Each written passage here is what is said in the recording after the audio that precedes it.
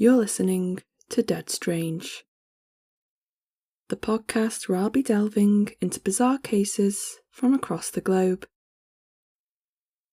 I am your host, Sophie Ray. Before we get into today's fascinating case, here's a quick message from a podcast I've been utterly obsessed with lately.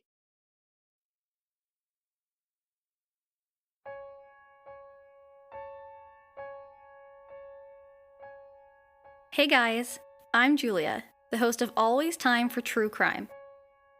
Each week, I cover a lesser-known case of murder, both solved and unsolved, disappearances, or serial killers. So if you're looking for something beyond Ted Bundy or JonBenet Ramsey, come check out Always Time for True Crime and learn about some cases you may have never heard of. You can find it anywhere you listen to podcasts.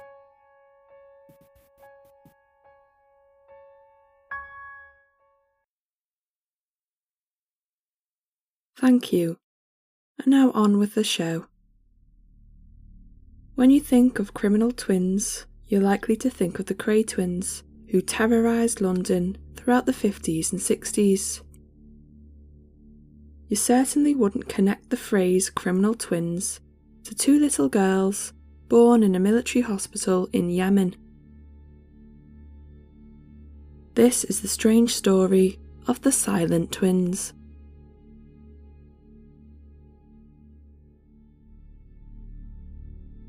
In psychiatry, folie-à-deux, or a shared delusional disorder, is a term used to describe a madness shared by two people.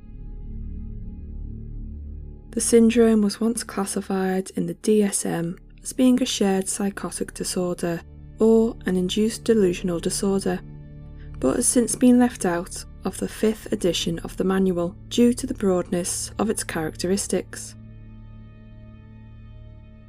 There are two main kinds of folie-à-deux. The first and most common is the inducer type.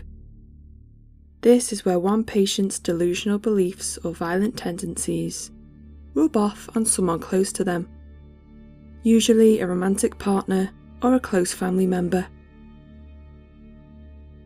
In cases where criminal activity takes place, the secondary patient can even be likened to a mere associate of the primary patient. The second type is the simultaneous type, where two people suffering from delusions influence each other, usually making their individual conditions worse. Sometimes there are more than just two people in this bubble of madness. For example, a folie en famille is, you guessed it, a madness shared by an entire family or group of people. Though this phenomenon is rare, it's most commonly observed in cults. For example, when Charles Manson led his commune of hippies into the Californian desert in the late 60s, they all shared the same false belief that Manson was a manifestation of Jesus Christ, and that an apocalyptic race war was imminent. As their shared madness escalated, they went on to murder 7 people at the command of their leader, who they thought of as an all-knowing prophet. Folie-à-deux isn't just reserved for the dark psyche of cults though. It's also seen in killer couples. The sickening Moors murderers Ian Brady and Myra Hindley, for example, were said to be experiencing folie-à-deux. And while Hindley was just as guilty as her psychopathic husband, she was nowhere near as involved in the killings as he was. Similarly, Carla Homolka helped her husband Paul Bernardo assault and murder 4 girls in Ontario back in the 1990s. One of the victims was Carla's own sister Tammy, whom Paul drugged and tortured until she died from choking on her own vomit. These cases of killer couples are so shocking that it's hard to imagine what makes the perpetrators' minds tick. Were years of dysfunctional childhoods to blame? Did their miserable upbringings create some kind of disturbed infrastructure, making them destined for depravity? Nobody knows for sure. Over the years, criminologists have exclusively attached folie à deux to some of the world's most disturbed killer couples. It seems unlikely then that it would be used to describe the situation of two little girls, born at a military base almost 57 years ago.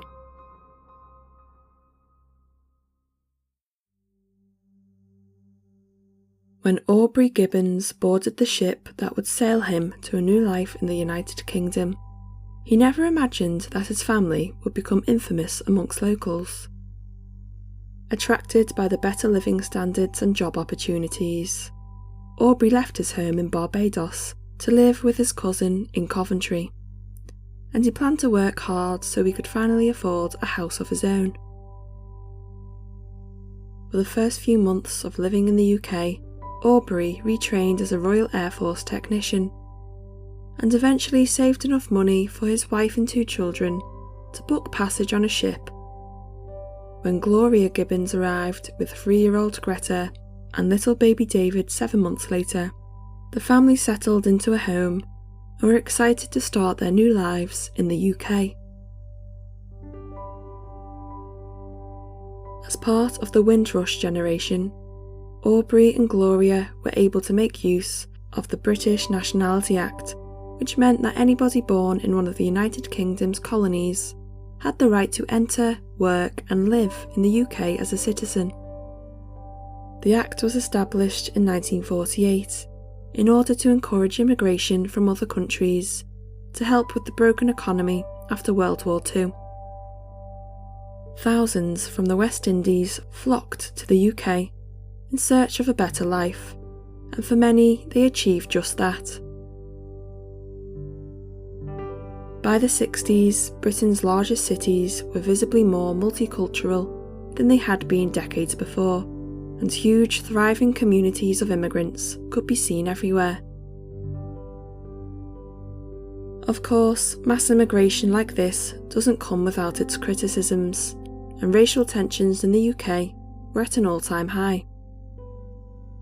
This was particularly true in 1948, when the ship HMS Windrush arrived at the port of Tilbury in London. Once docked, 802 migrants from the Caribbean poured out from the ship and took their first steps on the shores of England. The arrival of so many migrants came as somewhat of a surprise for many Britons, and it turned out a popular Jamaican newspaper had advertised cheap transport on the ship for anyone wishing to live in the UK. Many of the new arrivals were veterans from the war, all taking the opportunity to find jobs in the armed forces, just as Aubrey Gibbons had done 20 years later. You'd think then that the entirety of the UK would welcome these migrants with open arms, grateful for their efforts in the war. Sadly, this wasn't the case. Though post-war Britain had many jobs to offer, many private companies refused to hire the immigrants, based solely on their race. Following the destruction caused by the bombings, there was a huge housing shortage, and many new citizens found themselves homeless as well as jobless. Of those who were lucky enough to find suitable housing, they still had to face the torrent of racial abuse from their neighbours, who all thought that priority housing should be given to white citizens instead of black ones. As racial tensions began to rise throughout the 50s and 60s, it wasn't uncommon for black people to be barred from clubs, churches and dance halls. Through the blind prejudice of others and negligence from the government, poverty now blighted the lives of Britain's new West Indian immigrants, and many began to feel completely ostracised in their newfound home. Unfazed by the ignorance around them, Aubrey and Gloria Gibbons were too busy working hard to keep their family afloat. By 1963, Aubrey had become pretty successful in his career as an Air Force technician, and he and his family had been deployed to the port city of Aden in the Arabic country of Yemen. Gloria was heavily pregnant at this point, and on April 11th, 1963, she gave birth to twin daughters, June and Jennifer. Though they were on the small side, the military hospital gave the girls a clean bill of health, and the family returned to the UK as soon as they could.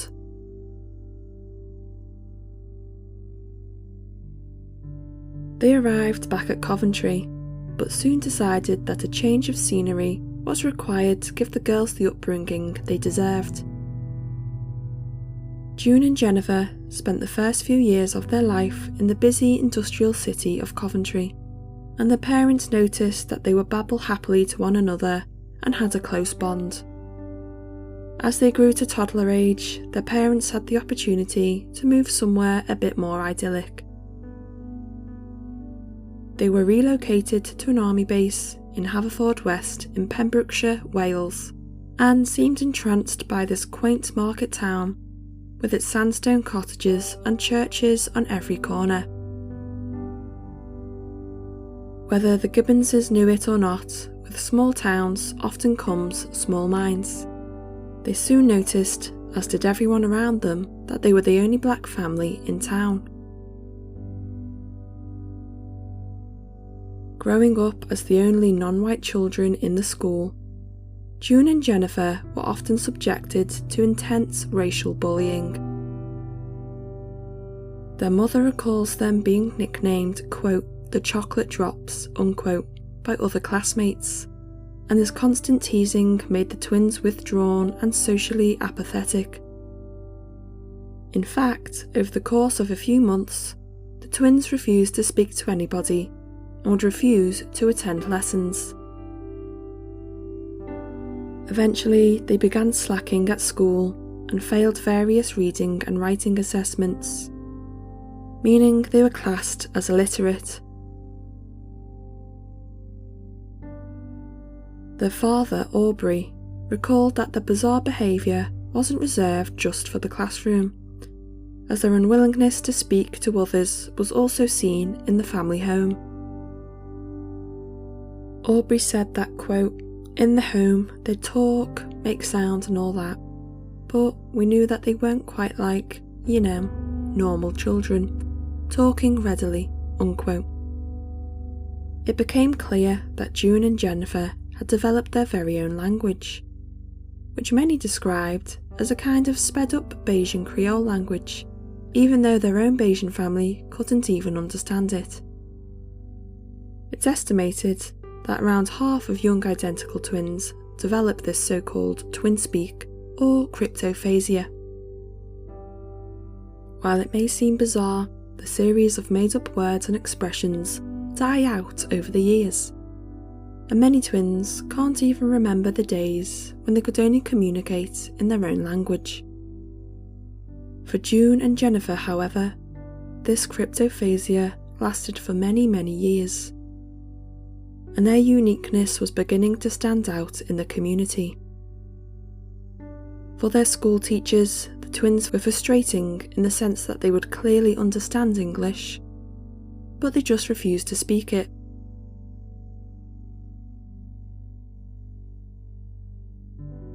When June and Jennifer were around 11 years old, a doctor visiting the school to give vaccinations raised his concerns about the girls. He reported to the headmaster that the girls were, quote, alarmingly doll-like, unquote, and seemed to mirror each other's movements effortlessly. Their weird behaviour was usually brushed off by teachers, and their specialist needs were gravely dismissed. The visiting doctor strongly advised the school to contact a child psychologist in order to help the girls. When the psychologist arrived, he was somewhat baffled by their condition and eventually diagnosed them as elective mutes. Though it was clear they were suffering from much more than mutism.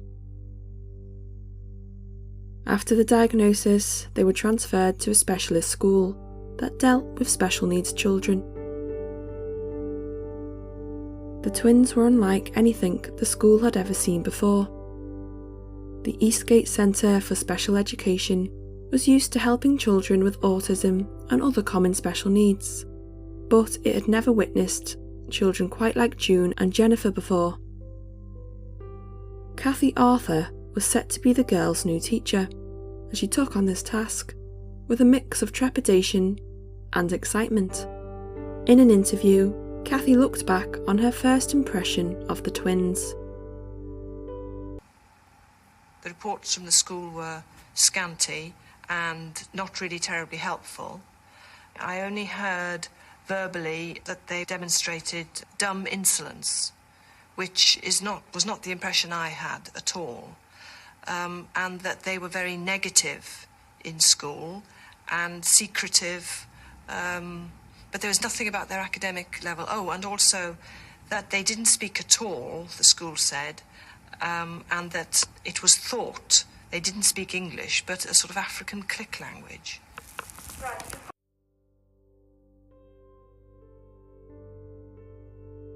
During their time at the new school, the girls baffled many more child psychologists. Dozens worked closely with the twins to try and get to the bottom of their strange ways, but each and every time, the psychologist would give up and give the impossible task to a colleague. Every time somebody tried to get them to communicate with others, the twins would become even more reluctant.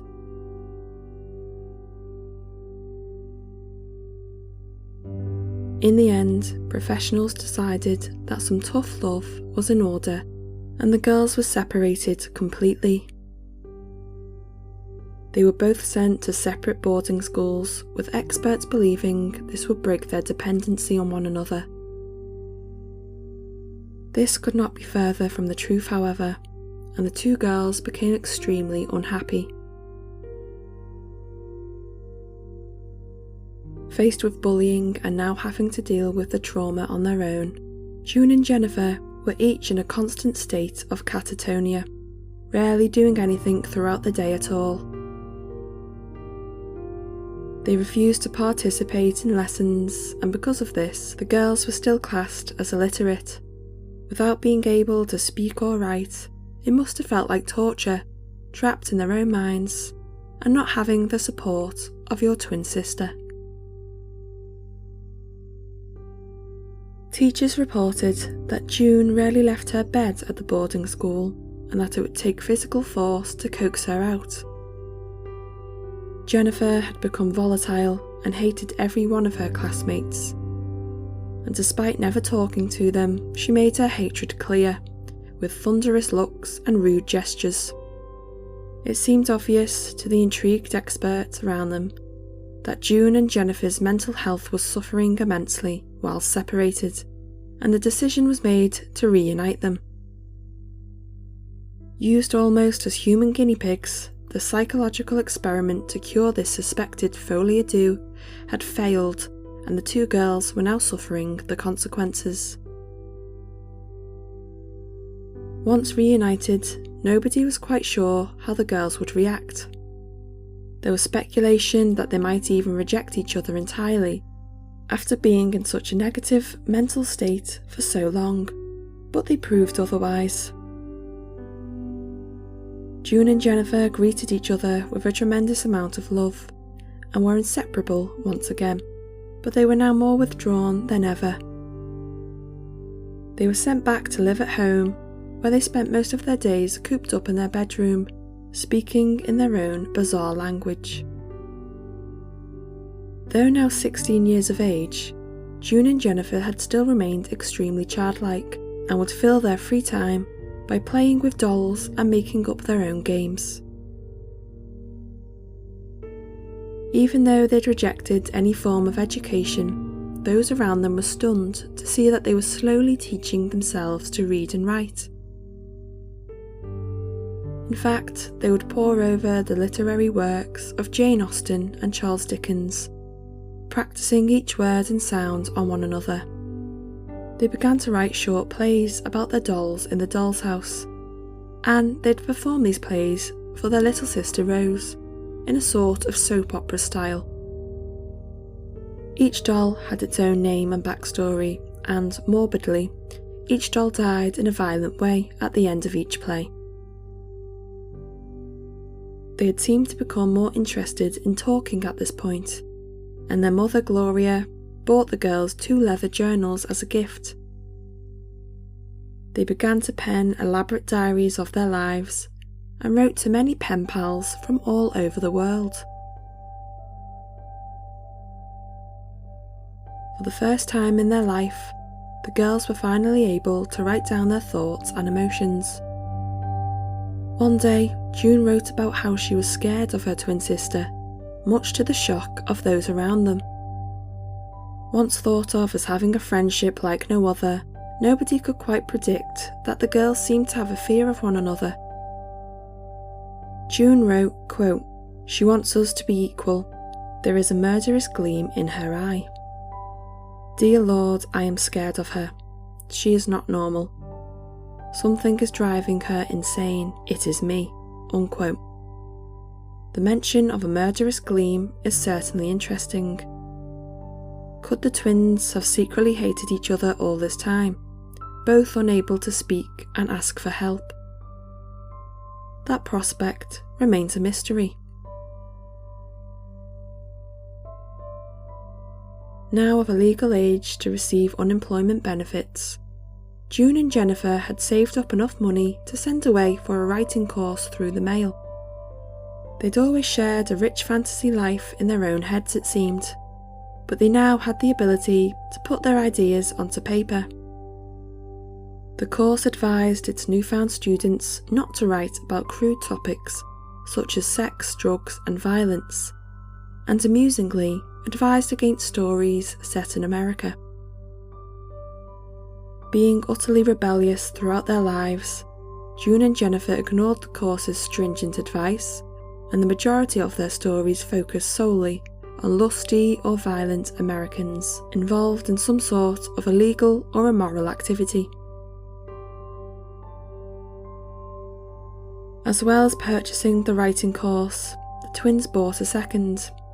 It was called The Art of Conversation, and it gave lessons on how to communicate properly and how to make friends. The girls, dubbed the Silent Twins by many around them, now seemed to possess a great interest in becoming functional members of society. Despite only fully communicating with each other, they seemed to share a special bond with their little sister Rose, and the 3 of them would play for hours in their bedroom. So long as they had their beloved dolls and plenty of pens and paper, the twins seemed content on living in their small bedroom. However, even for the Silent Twins, a life isolated in a tiny room soon becomes boring and repetitive, and the girls felt they needed something to work towards. Their dull lives were now boring them, and they craved excitement. They became obsessed with the idea of becoming famous novelists. Once emitting nothing but an eerie silence, a new sound was now coming from their room, and that was the constant sound of typewriters. June and Jennifer had pooled together enough of their savings to buy 2 state-of-the-art models, and they would write well into the night, barely sleeping at all. Their dream was to gain fame and fortune and to make their family proud, and the twins did exactly that, almost at least.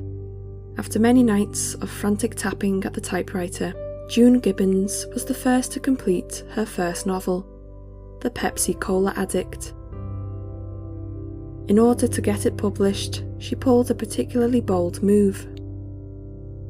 One night, she wrote to a British publisher, New Horizon, stating that she didn't have the funds to pay for publishing, but confidently explained that the subsequent royalties she received would cover the cost.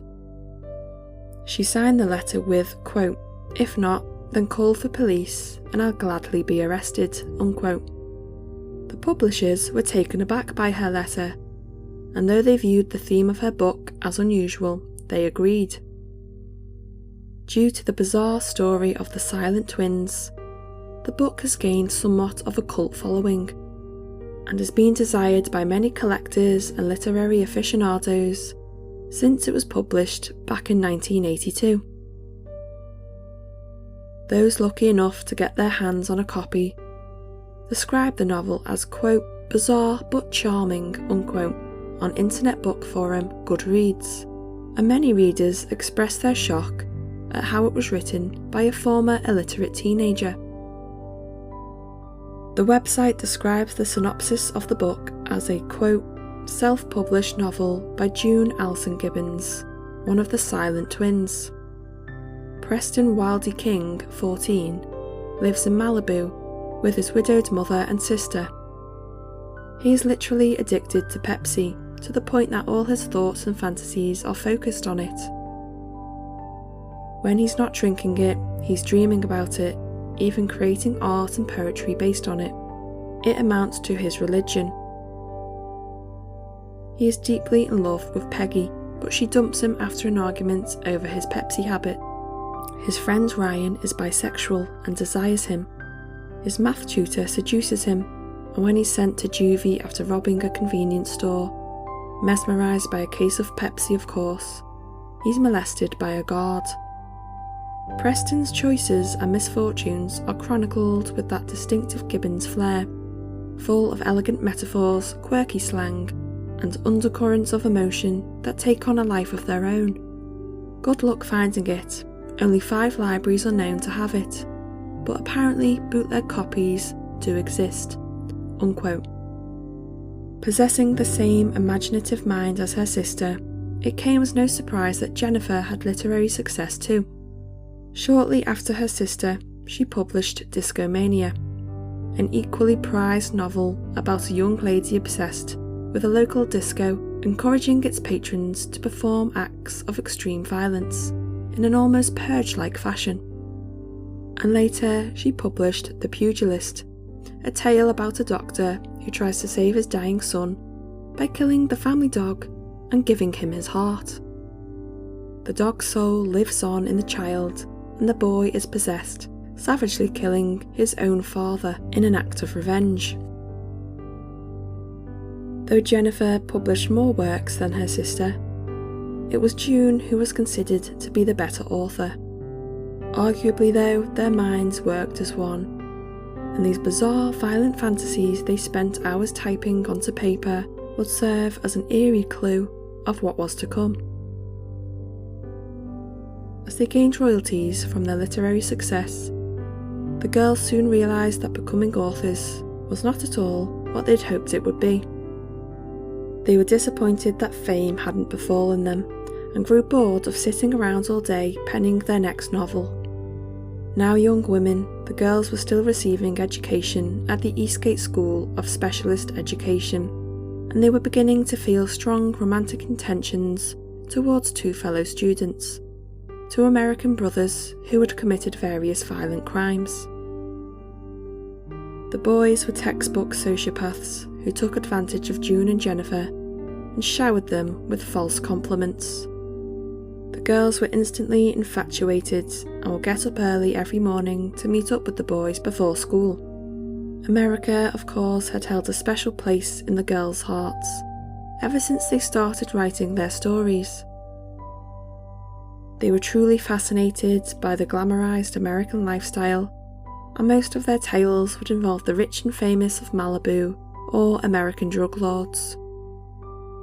The boys took full advantage of these fantasies and convinced the girls they were in love.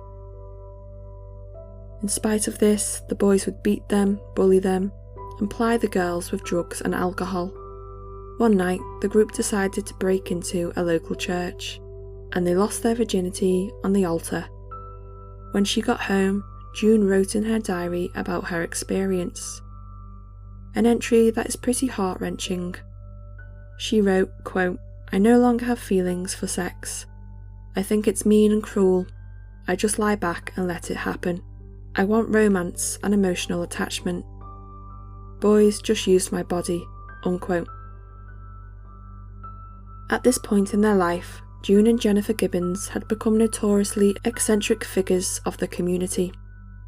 They would dress up in extravagant wigs and garish makeup, and they could often be seen stumbling home with a bottle of brandy or being completely zoned out on drugs.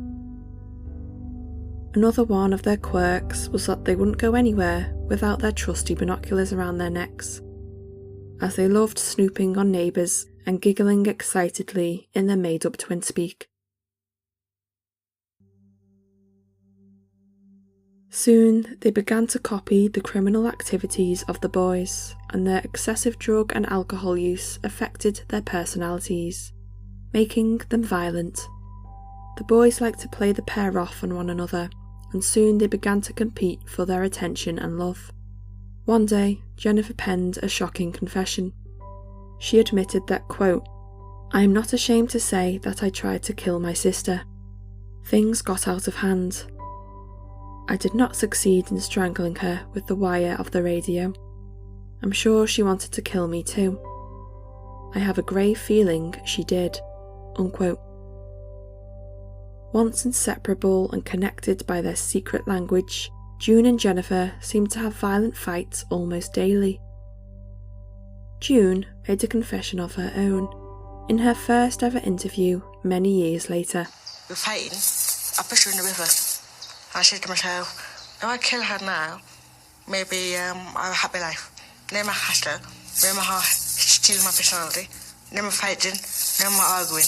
Get it over with. I pushed her in the river and I pushed her 100 times. I said, right, go on, die, go and die. Having lived a truly boring life, the girls seemed to quickly realise this, and they desired a bigger thrill. June wrote in her diary once that, quote, "A lousy day. Broke into Portfield Special School, nicked a few Jackie Mags. Really fantastic. Why do this? No friends. Nothing else to do. Nothing to fill the cold hour," unquote. Their criminal activities didn't stop at stealing some magazines from a local school. In 1981, the girls started a spree of vandalism that would frighten the locals. It seemed they had given up on the idea of becoming famous authors, and were now hell-bent on becoming famous criminals instead. In the summer, they burnt down 3 buildings in a string of arson attacks. When they planned to send a tractor shed up in flames, June was apprehensive about committing the crime at all, due to the presence of a full moon. She seemed to have preoccupation with the moon, and warned her sister not to commit the crime. Sure enough, after dousing the shed in petrol and setting it alight, the twins failed to flee the scene in time and were finally apprehended by police. What followed was an intense criminal trial. The girls were deemed criminally insane and placed at notorious maximum security hospital Broadmoor.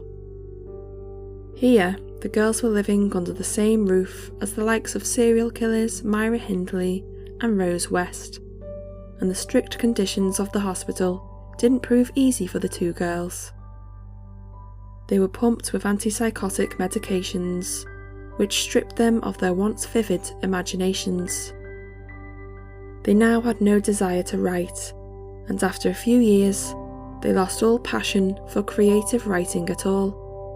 Once fueled by their fantasies and creativity, June and Jennifer Gibbons had become almost zombified by the strict hospital regime, and were once again elective mutes. When the story broke about the strange silent twins and their spree of vandalism, it caught the attention of journalist Marjorie Wallace. At the time, Marjorie was working as an investigative journalist for The Times and was utterly fascinated by the case. Marjorie's degree was in psychology and philosophy, and the prospect of meeting 2 girls suffering from a strange psychological disorder had certainly piqued her interest. She met with Aubrey and Gloria Gibbons, the bereft parents of the twins, and she was invited to view their now vacant room at home. In the twins' room, there were several beanbags, all with the stuffing removed, and instead filled with exercise books containing all the girls' elaborate fantasy tales. Marjorie was blown away that the girls had been able to teach themselves to write, and to write so well. The journalist said in an interview that, quote, "I couldn't believe this, that these girls to the outside world hadn't spoken and had been dismissed as being zombies, and they had this rich, imaginative lifestyle," unquote.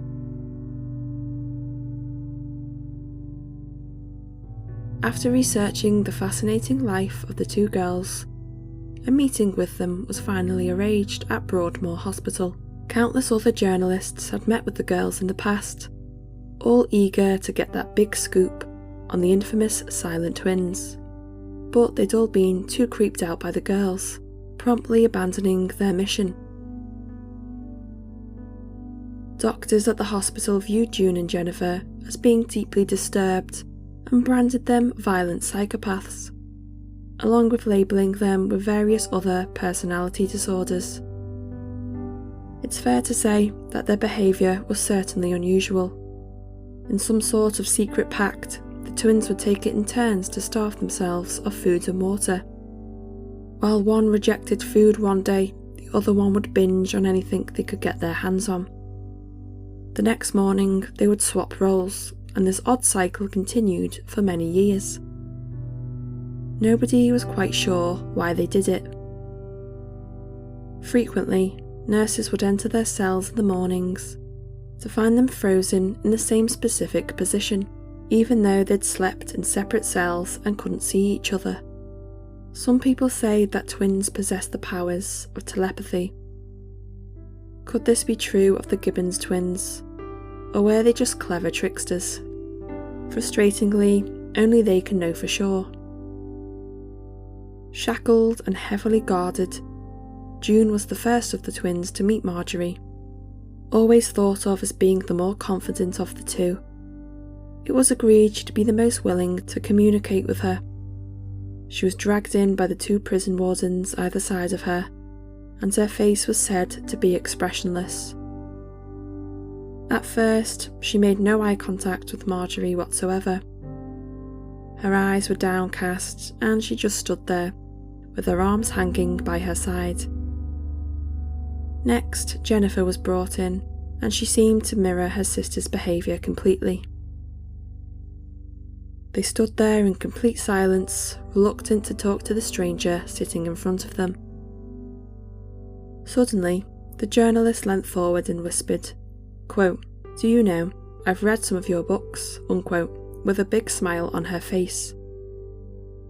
The two girls slowly looked up, and a glimmer of interest was said to appear in their eyes. Their lips slowly but surely twitched into a beaming smile, and June asked in perfect English, quote, "Did you like them then?" unquote, and a firm friendship was established between the three of them.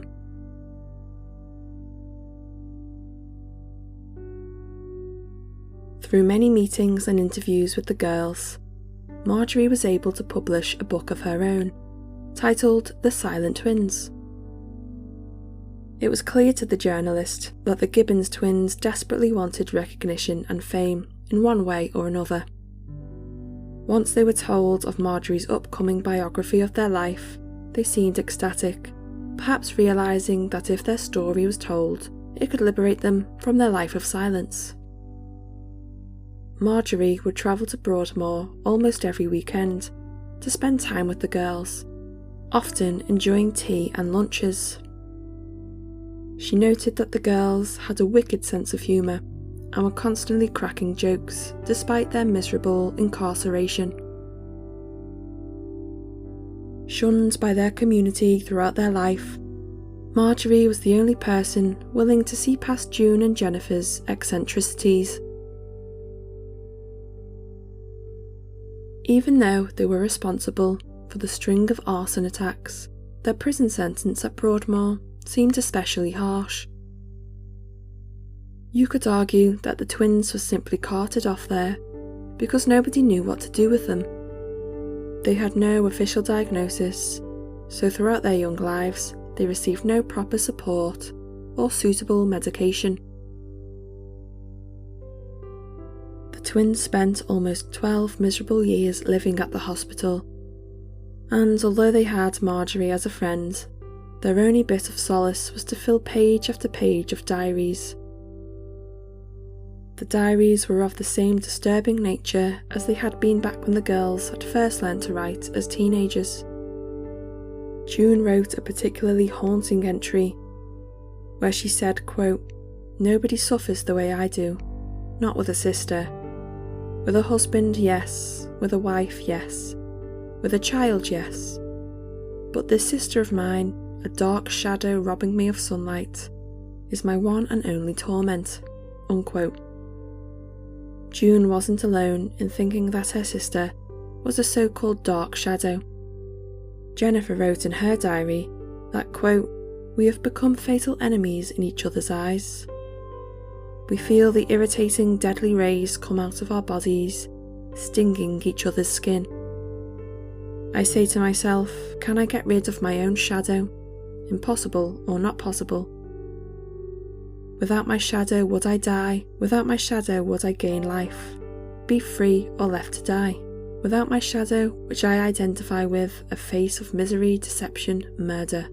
Unquote. For the twins, it seemed like both of them felt they were possessed by one another, and felt that life without the other would be the key to freedom.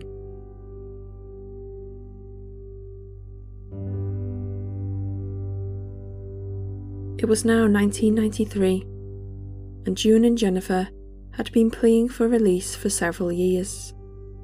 Though brushed off by the staff at Broadmoor, their desire to be free hadn't gone unnoticed.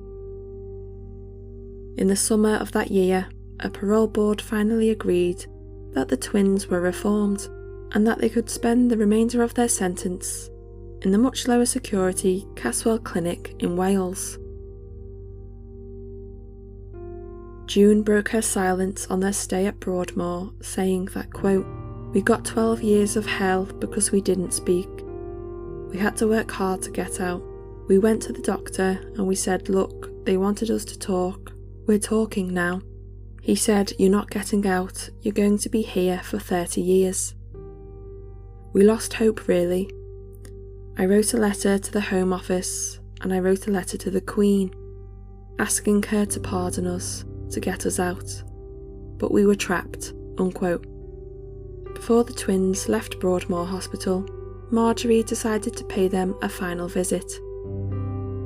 When she arrived, they all sat in their usual spot in the communal room where they'd have tea or lunch and had a jovial conversation about what the future may hold for them.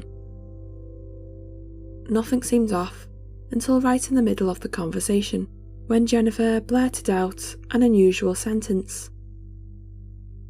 She said, quote, "Marjorie, we've decided I'm going to have to die." Unquote. Marjorie, now accustomed to the weird ways of the girls, thought it was one of their bizarre jokes, so she laughed. When the girls looked serious, she questioned this weird statement, explaining to the girls that they shouldn't worry. After all, they were only 31 years old, and despite their flawed mental state, they seemed physically fit and had no major health conditions. Despite this, the girls reaffirmed that they had decided on it, and Marjorie reported that she became, quote, "very frightened because I could see that they meant it." Unquote. The girls then explained that they had made a special pact with one another at the start of their hospital stay. Their made-up prophecy was that on the day that they left Broadmoor, one of them would have to give up their life to truly enable the other to be free. The girls explained that it must be Jennifer, and now Marjorie was very concerned. The girls had never shown any suicidal tendencies before, but could the same be said now they were being released into the outside world? Staff at the hospital had noted that in the months leading up to their release, the girls would argue almost daily about which one of them was going to die. Looking at Jennifer's face, Marjorie thought she looked unusually pale and gaunt. A doctor was promptly called up to where they were all sitting, and he took Jennifer for a full assessment. After a series of exams and blood work, she was said to be in perfect health, and that there was nothing to worry about. Shortly before they left to get in the car that would take them to the Welsh hospital, they gave Marjorie a handwritten poem. It read, quote, "That too is your laughing, that too is your smiling, and now I'm dead, that too is your crying," unquote. The cryptic and somewhat incoherent poem baffled the journalist, who wasn't sure whether this was all an elaborate prank or something much more serious. When the silent twins got into the car for their transfer, they seemed solemn and weren't acting in their usual bizarre manner. Throughout the journey, they sat with their head down and in the same position. Even their breathing seemed to be in synchrony. As the huge green gates of Broadmoor Hospital closed behind them, Jennifer suddenly put her head on her sister's shoulder and fell into a deep sleep. A few minutes later, she had entered a coma. It's unclear why the staff failed to act and give Jennifer the medical attention she deserved. Maybe they hadn't realised that Jennifer was unwell, perhaps thinking she'd fallen asleep. But by the time they'd arrived at the hospital, Jennifer was completely unresponsive.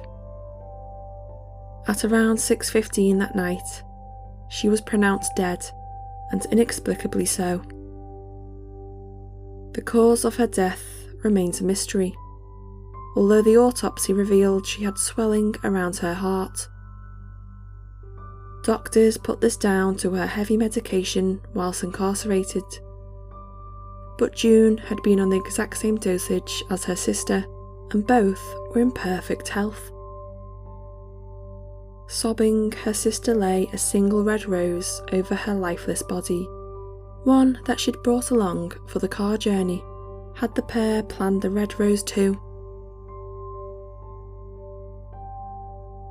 Though there is likely a medical explanation for her death, one can't help but wonder about the eerie plan the twins had made. Marjorie said that the twins seemed certain in their decision.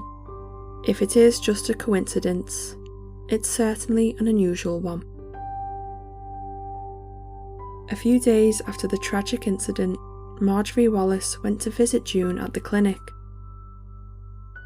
She found she was an almost different person and was surprisingly chatty and charismatic. To Marjorie, it seemed that June had been prepared for the death of her sister for a very long time. She expressed that she was torn between feelings of grief and freedom, and that losing her sister had enabled her to finally be herself. Feels good. I feel that I'm living for her. This is what she would have wanted, for me to go on living for her. And every day I wake up and say to myself, well, there's one more day for me, but one more day for my sister as well. And I live for her. And what I see and do, she does as well. She's not missing out on nothing because she's with me. June went on to complete her stay at Caswell Clinic and was released freely back into the world after a total of some 14 years of imprisonment. She seemed like a new person without her sister, someone who she'd once described as a dark shadow. During her last day at the clinic, she said goodbye to staff members, all of whom had become her new friends. Once silent and reserved, she'd become a chatty and extroverted young woman, adored by many. Her parents, Aubrey and Gloria, were happy to see her released, and seemed to agree with June that she had newfound freedom without her twin sister. We all look forward to this day. And after some 13 years in secure hospitals, then of course for June it will be a bit of freedom for her. She do what she wants, within reason, of course.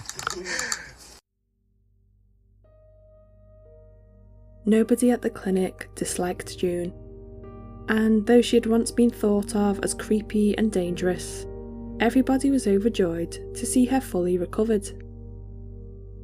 It's unknown where June lives today, or what became of her, with the final chapter of her life remaining private.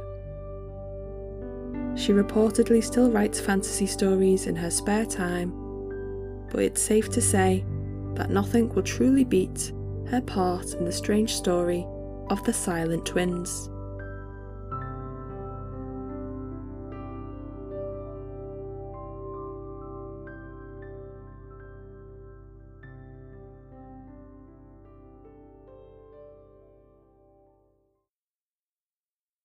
That's it for this week's episode of Dead Strange.